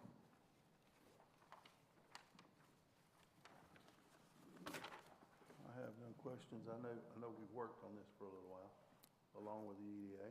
Yeah.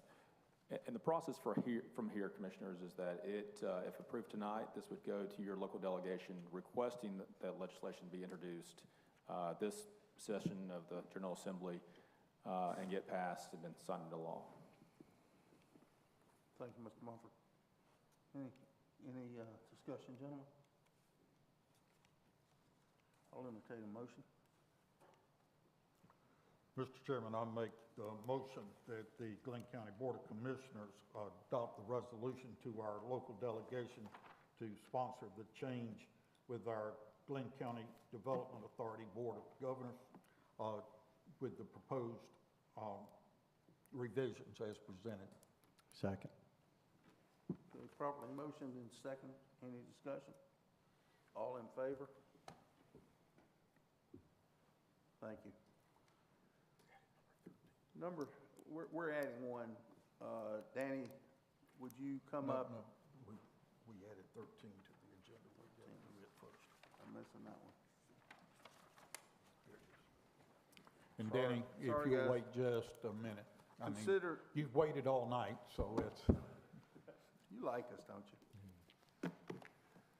Consider the approval of an operational and funding agreement between Glenn County and the Brunswick and Glenn County Development Authority for the continued annual funding of the Development Authority at $800,000 annually for a term of 10 years commencing on July 1st, 2025, and terminating on June 30, 2035. Mr. Chairman, like most of us, we got this about, several of us was in a meeting already, and we got this afternoon, and I'm wanting to make a motion because I think we need to, getting stuff at the last minute is one thing, but, I think at this point, we need to defer this to our next meeting so we can look at all the information that was given us this afternoon, and I'm going to put that in the form of a motion to defer. I would second that. We were in a committee meeting, and we just need a little time to digest the information. Mr. Attorney, if we defer this, will that take it off of our legislative agenda? Will that keep that from being sent up? It will not stop the proposal to be submitted to your delegation. And I certainly can't speak for the EDA on how they would view it, but it may or may not impact their support. I know that was a key item for them, supporting the proposed legislation about the board composition. But certainly that is up to the board to decide what you deem appropriate. These are items that we worked up. I certainly understand there's a lot to digest here. We're working up until this morning to try to come to some terms with them. So that's the reason for the later submission to y'all as we were working up to almost the last minute to get this to y'all in time for tonight. But again, I'll defer to y'all on what you think is best and appropriate. So, Mr. Attorney, you're saying that you think that they may have an adverse reaction to us deferring this so we could read what's in this? No, sir, not at all. So in the time since the board deferred this item, or the companion item, which was the legislative request, we've worked with their staff and some of their board members to come up with something that they could support. And one of their requests was a continued funding of the authority. Right now, and by way of example, so you've had funding agreements with the EDA as far as back as, I think, 98, if not before that. And typically, they're 10-year agreements at a time. Your current agreement with them expired, I want to say, I think in 23, maybe 24, and you're currently under a one-year extension, which will expire at the end of this fiscal year, June 30th. So one of their requests to the county commission as a companion item to the legislation support was to go ahead and renew the funding agreement for another 10 years. So no, I'm certainly not suggesting that they at all worked to this so that they wouldn't be prepared and ready for y'all. It's just that it takes some time to develop and work through those processes. We were working with their attorneys to come up with language that they could support, and language that I felt comfortable with, along with hopefully that y'all could support as well. But again, it's there is some density to this, so I'll happy to answer questions on terms and conditions, but certainly defer to y'all on that. But just be clear, if and again, I can't speak for them, but because the legislative request, as I understand it, is being asked that both the EDA and the county support that, this may impact that. But again, I'm not in a position to say one way or another if that will cause their removal of support. And well, for me, I can't support this tonight. And if that makes them pull their support, and I'm not saying that's what you're saying, but if they don't understand that, then that's okay with me. If we have to do it next year. This is very important. And then we're talking about a 10-year commitment. You mentioned comfort level. I'm comfortable with this. Aaron, is it not true one board cannot bind another board? That is true. The exception to that rule is if it's an intergovernmental agreement with another governmental entity, which they are. So Okay. you can go up to 50 years on those. And one of the things that I didn't point out in my initial overview, just for the board's understanding and knowledge, is that the effectiveness of this agreement is contingent upon, or the validity of the agreement is contingent upon passage of the legislation that you just requested be introduced. So if that doesn't get passed, this agreement would become null and void. Again, just for your personal knowledge of that as y'all are, considering what to do with it tonight. So, And as I know, as I understood, there are conditions in there that if the economy turns down, and I think Ms. Munson can answer this, there are safeguards built in that we don't have to fund. The amount would go down as the economy changed. Am I correct? That's correct. So if there were and this is built into the draft, so if there were a dip of 5% or more in your tax digest, then the $800,000 would go down proportionally until it raised back up to 95% or more of what it was.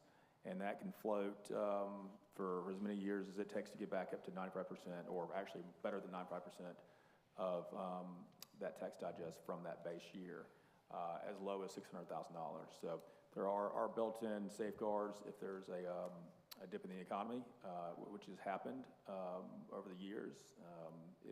The last agreement, or one of the last iterations of the agreement, had it up to, I think, around $1,100,000, and because of the economy that dipped, it came back down to $800,000.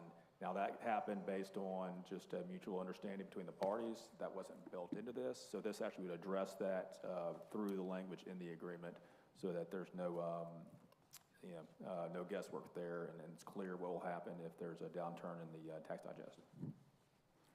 And if I could, the chairman and I have been working on this for quite some time. It's unfortunate that we agreed in terms on the seats and the terms and all that, and our meeting last Thursday afternoon, I believe it was, with the EDA, the intergovernmental agreement that we're looking at as this item was the thing that needed to accompany the other agreement. We've agreed in terms on all that, and we've been working through this. It's very unfortunate that the timing is such as it is, but it was time critical, and we were working to try to iron out these things just until, as Mr. Mumford said, through this morning. So, but of course, it's your vote. I have a few comments, please. Yeah, I'm just, so, oh, I'm sorry, go ahead. It's okay, thank you.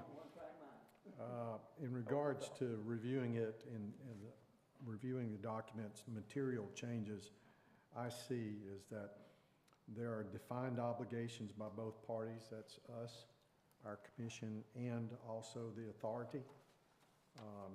There's also performance benchmarks, and those are well outlined. Those are items that I believe we as a body have been wanting for quite some time, and that's beneficial not only to the two parties, but also the people who live in Glenn County. So in that regards, I think we have good accountability in this intergovernmental agreement, and I'm supportive of it. Commissioner Clark?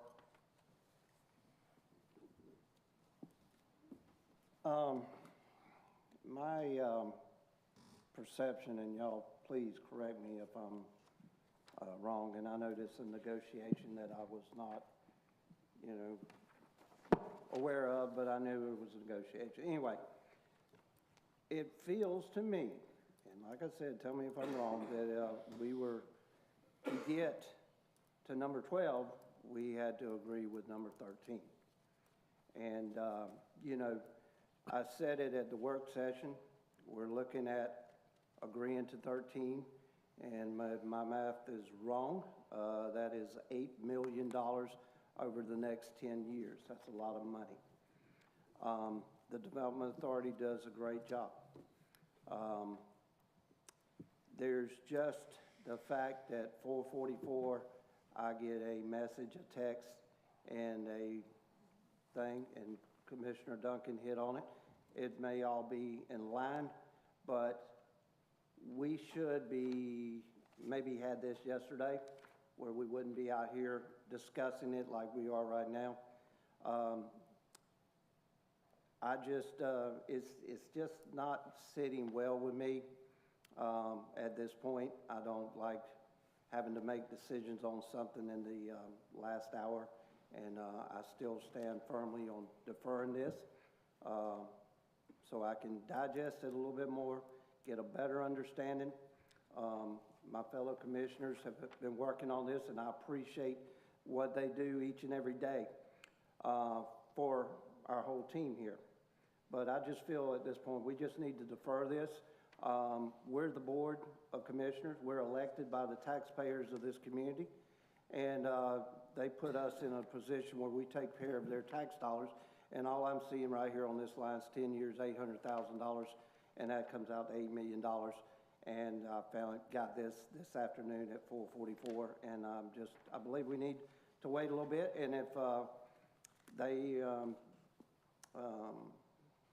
you know, it is what it is. I'll stop right there. Thank you, Mr. Chairman. Thank you, sir. Mr. Mumford, did you have anything to add? I was just going to offer to, if it pleases the board, to go down through this agreement page by page so y'all can, I can track that with y'all this evening. Again, I'll defer to y'all if y'all would like to hear that, but if it does give you some additional information, if I go paragraph by paragraph or page by page, I'm happy to do it. Well, I think in the interest of time, I don't know that we need to do that this evening, and I don't know if it would change the minds because it did come so late, and I get that. But we do have the opportunity, and we could negotiate or communicate with the economic development. We could have a call meeting to take up this item if that is the wish of the board. I think, go ahead. Let me just add one comment. I guess I wasn't going to say anymore. I've said it over the course of the 12 years I've already served about our relationship with them. And they have done a good job in certain areas, but my district is still probably in the top 3 of the poorest cities and areas in this state, with all the affluence and good things going on. So I view this through a different lens than others. More could have been done and should have been done to do something about that. I made suggestions, even brought developers to them. Never acted upon other than recently some lunches. So I believe that it should be structured totally different. But I'm willing to look at this as a first step, but I really need to read it, and I didn't have time to do that because we were in a finance committee meeting. Again,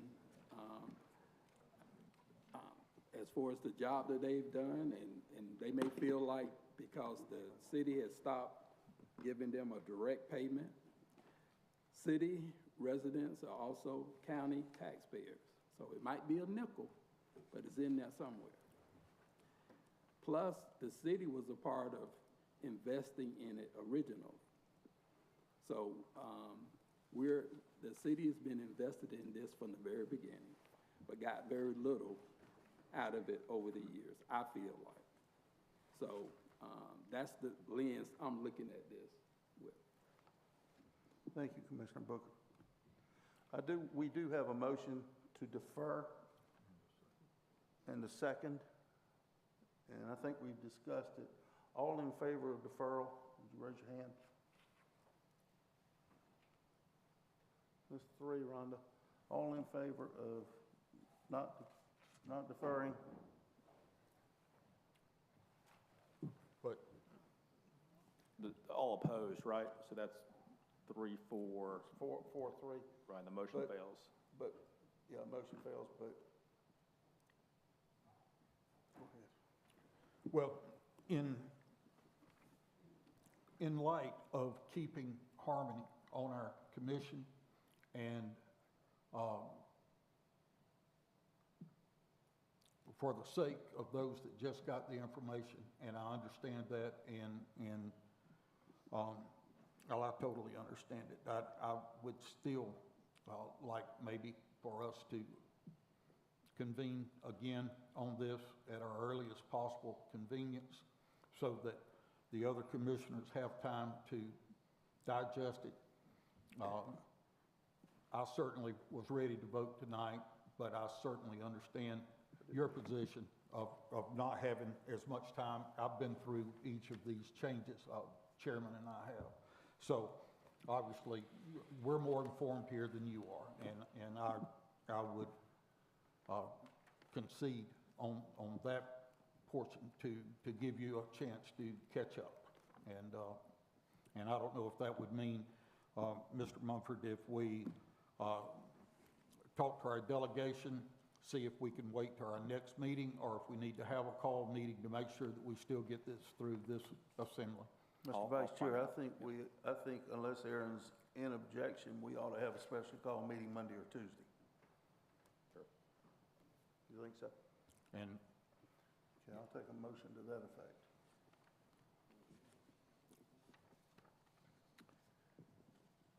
I can find out if it can wait until your next meeting. I know the sooner the better, because I know they're anxious to go ahead and get these kind of things dropped up in Atlanta. So I'll find out, and then y'all can call a special call meeting. Yeah. I'll try to get an answer tomorrow. Yeah, let's make some phone calls, inform the economic development and our delegation of what we're doing and why. And if it becomes critical, we'll have a call meetings. Everybody. I support that. I don't think we need that in the form of a motion, though. It's just discussion. Do we need a motion to defer now? You do. I'm going to entertain a motion to defer. So is that taking back our last approval, or is that making a motion to? Another motion. Just a new motion. Separate. We voted on the last. All right, so, Mr. Chairman, I make a motion that we reconsider item number 13 on the intergovernmental agreement until we've had conversation and can consider it further. Second. Okay, motion to defer is properly motioned and seconded. All in favor? Thank you. Danny, would you please address us on the storm pickup? Please. Yes. Thank you. Yes. And Danny, I want to apologize. I was asked to introduce this during the comments and presentation stage, which would have been about 4 hours ago, and I just flat forgot it. So our apologies for holding you here this late. That's all right. It's all been educational and informational. Danny Smith, Glenn County Public Works Director, and I appreciate the opportunity to inform you on the debris projects. And I say projects because we do currently have two. And I'm going to start with Hurricane Hermine, which occurred back in September. We have been through our contractor and monitor working towards getting FEMA reimbursement for that work. That project, the operational portion of that project concluded yesterday, meaning that all debris has been hauled, all debris has been processed or mulched, and all debris has been hauled to the final disposal site. So operationally, that project is complete. We are still working on documentation and working with FEMA, again, seeking that reimbursement. Winter Storm Enzo, which occurred in late January and in early February, began picking up debris for that. That project is still underway. We started on St. Simon's Island. The reason we started on St. Simon's Island is because our debris management site there was open and available, meaning that the FEMA portion for Hermine had been complete, and we did not want to commingle projects or debris and risk FEMA reimbursement for Hermine. To date, we have hauled 18,000 cubic yards to the St. Simon's site. That is just from debris generated on St. Simon, and we still have more to haul. This coming Monday, we will start hauling debris, picking up and hauling debris on the mainland to the Blythe Island disposal site because Hermine project's finished. We don't have to worry about commingling debris and risking FEMA reimbursement. We haul for Hermine, keep on saying Hermine, these tend to run together after a while. Hurricane. We collected a total of 86,413 cubic yards of debris for that entire project. Again, thus far for Winter Storm Enzo, we're at 18,000. So it's a lot of debris out there, and still have a little ways to go on that. There's a mountain on St. Simon's, and we saw more that hadn't been picked up yet. That is correct. Unfortunately, we are seeing a lot of green material, and we're seeing a lot of material get put out after we've been through an area. It's a single pass event, that's all we're doing. So we may have some unhappy people at the end. But we're attempting to get everything, get everybody taken care of and happy. What do you project will be the mainland tonnage?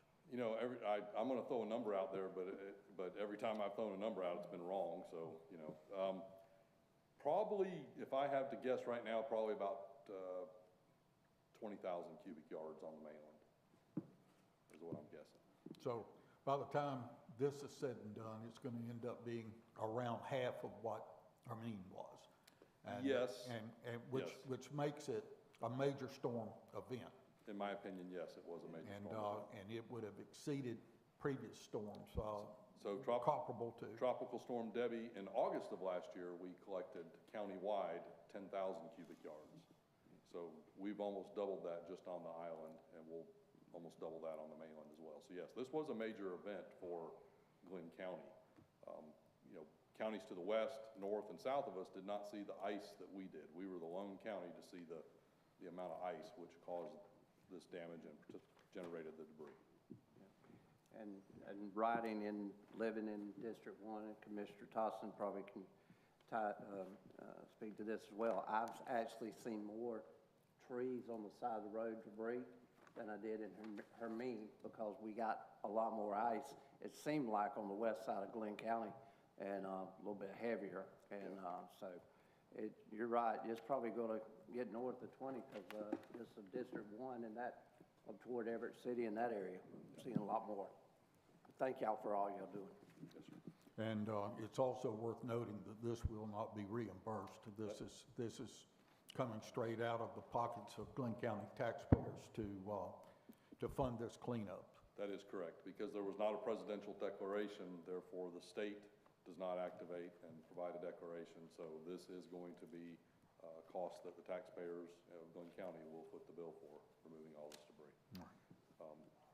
And we're looking at, we're working, a couple things going on. We pressed our vendor last week to add additional resources in the form of additional hauling units, which they did. We have also been working with them to look at schedule. So they had been operating Monday through Saturday. We switched that to operate on Sundays for the time being because there's less traffic on Sundays and we have less impact on the roadways, especially some of the collector and arterial roadways, some of the two-lane roadways. It's safer and it's faster and it does not impact the traveling public. And when we get to the mainland, we'll be able to use bigger hauling equipment. We have talked about that, so we're trying to get some bigger, I talked to them today about getting some bigger trucks in. We are limited on St. Simon's on the size of trucks we can use. So hopefully we'll get those bigger trucks. I'm meeting with them myself every 2 days, so we're meeting them 3 times a week to talk about progress and direct their work a little bit to try and expedite as well. And I had one more thought in my head and one more thing I wanted to tell you, and it's slipped out of there, so, It's kept you too long. yeah. Well, Blood sugar's getting low. and I know I speak for the entire commission, but thank you for the job that you do for the people of Glenn County. We hear accolades every day on our Public Works Department and through your leadership, so thank you. Good. Well, we've got a good team, we're proud of them, so thank you. Thank you, sir. All right, thank you. Mr. Attorney, do we have any items for executive session? We do, Commissioners. We've got personnel, pending litigation, potential litigation, and property acquisition tonight. Can I get a motion, gentlemen? Mr. Chairman, I make a motion that we go into executive session for all the items that our attorney mentioned. Second. Okay, properly motioned and second. All in favor? We're in recess.